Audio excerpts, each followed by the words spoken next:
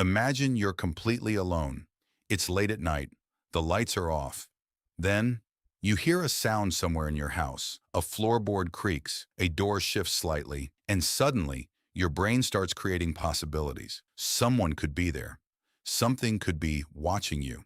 You don't know what's there, and that's exactly the problem. Because only a few hours ago, in broad daylight, that same room felt completely harmless. So what changed? The room didn't change. The house didn't change. You didn't change. The only thing that changed was the darkness. But why does darkness have this effect on us? After all, darkness itself isn't dangerous. It's simply the absence of light, nothing more. Yet across cultures, across countries, and across thousands of years of human history, humans have shared one common feeling: fear of the dark. Why? To answer that question, we need to travel back, way back, millions of years, long before cities, long before electricity, long before humans became the dominant species on Earth. For almost all of human history, nighttime was a completely different world. When the sun disappeared, visibility disappeared with it. No streetlights, no flashlights, no lamps, no switches. Once darkness arrived, humans became vulnerable, very vulnerable. And vulnerability is where our story begins. Humans are incredibly dependent on vision.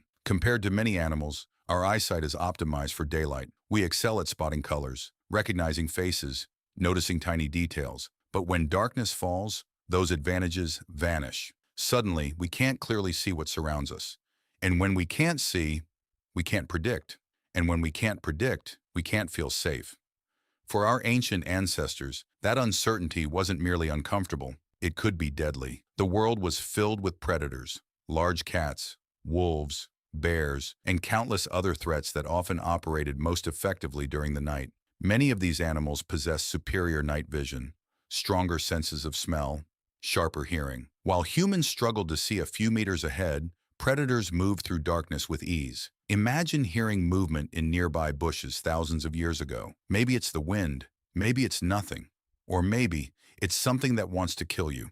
Your brain has to make a decision, fast. If you assume it's harmless and you're wrong, the consequences could be fatal. But if you assume it's dangerous and you're wrong, you've simply been cautious. So what strategy survives longer? The cautious one. Over thousands and thousands of generations, evolution favored those who treated uncertainty as a potential threat. In other words, it was often safer to be paranoid than relaxed. And that tendency still exists inside us today. Our brains evolved to detect danger quickly, sometimes too quickly. In psychology, there's a concept called the better safe than sorry principle. The human brain would rather produce a false alarm than miss a real threat. Think about it.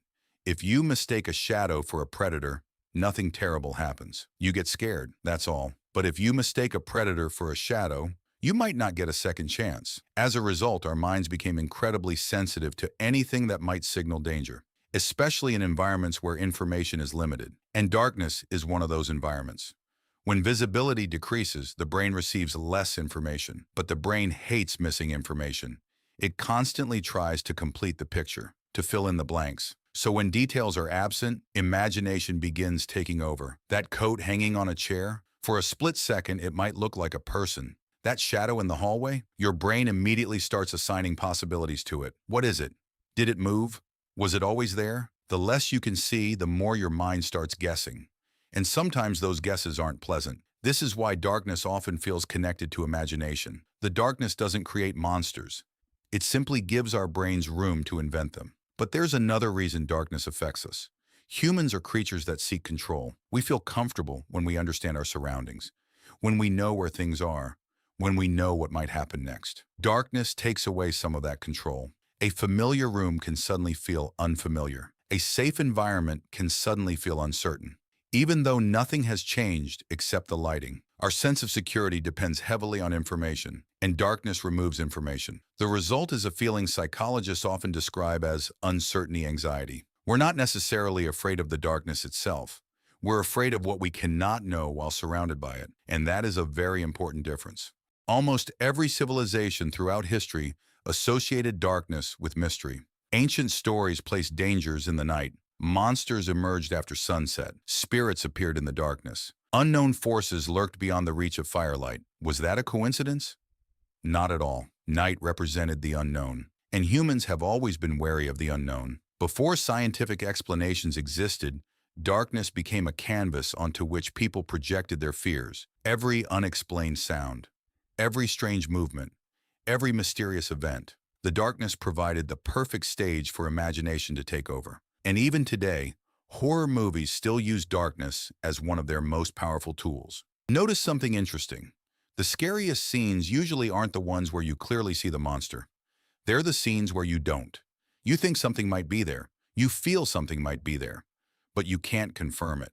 And uncertainty is often more terrifying than certainty. The human brain naturally imagines possibilities, and sometimes our imagined threats feel even worse than reality itself. But if fear of the dark is natural, why do some people experience it much more strongly than others? Part of the answer lies in childhood. Young children are still learning how the world works. Their imaginations are incredibly active. At the same time, they have limited experience distinguishing realistic threats from imaginary ones. A dark room provides endless possibilities for a developing mind. As children grow older, they gain knowledge. They gain experience. They learn that shadows are usually just shadows.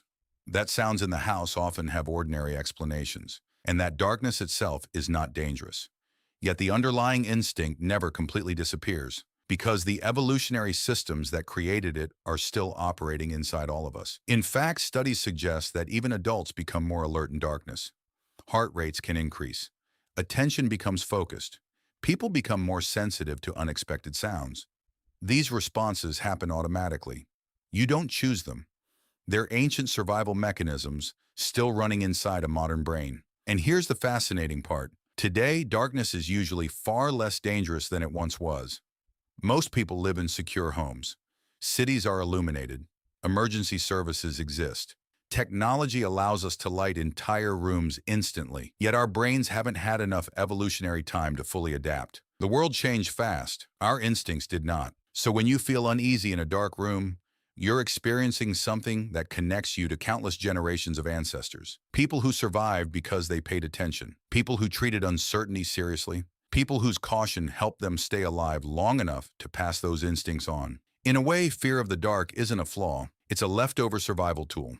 A relic from a time when darkness truly mattered. A time when the line between safety and danger often disappeared with the setting sun. So the next time you find yourself feeling uneasy in the dark, remember this. You're not really afraid of darkness. You're reacting to uncertainty, to missing information, to an ancient survival system that evolved long before modern civilization existed. The dark is simply empty space without light, but to the human brain, it has always represented something much larger, the unknown. And throughout history, very few things have captured human attention more powerfully than that.